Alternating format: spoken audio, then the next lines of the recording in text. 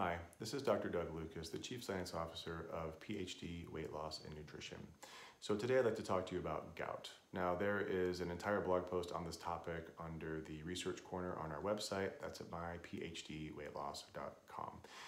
So let's talk about gout. What is gout? Well, gout is an elevated level of uric acid in the body that, if you are predisposed to it, can cause precipitation of crystals in your joints and cause inflammation and quite a bit of pain. Traditional treatment for this is a nutritional approach, which I don't necessarily agree with, and we'll talk about why, as well as some medications that can either suppress the production of uric acid or reduce the inflammation associated with the crystals to try to help you with your symptoms. But the nutritional approach is really the mainstay because nobody wants to be on these medications indefinitely. So let's look at the recommendations. Well, to start with, if you're going to change anything, this is not direct medical advice, and there's a disclaimer on our website in the research corner that says that this is not medical advice for any particular person, but in general, recommendations from a nutrition standpoint. And if you have any questions about changes in your nutrition, you need to talk to your personal healthcare team. But in general, people are told if they have gout that they should restrict what are called purines. So purine-rich food might be something like meat, steaks, organ meats, shellfish, seafood. It's a relatively long list, but in general, they are nutritiously dense foods that we don't want to avoid unless we absolutely have to. The concept of restricting purine consumption causing a drop in purines in the blood seemed a little bit off to me because I think of it almost like the cholesterol challenge, which is that your body tightly controls these things, and consuming them in the form of food may not necessarily increase your blood levels.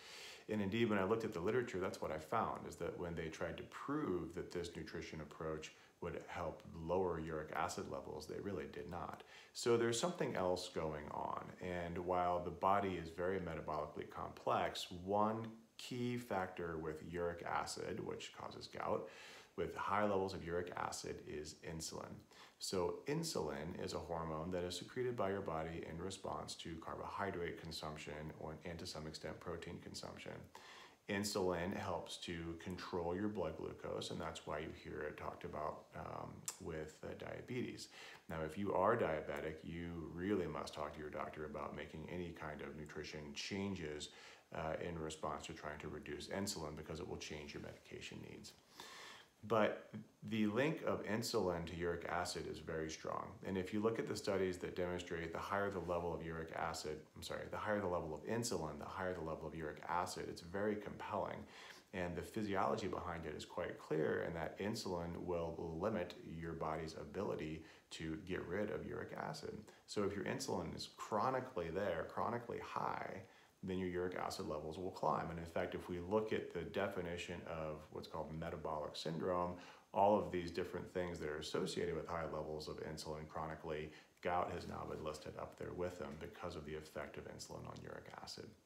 So my recommendation for patients who can tolerate it is to try restricting carbohydrates rather than restricting purine-rich food, and also restricting protein to some extent, to see if there is a change in their symptoms with that kind of a diet.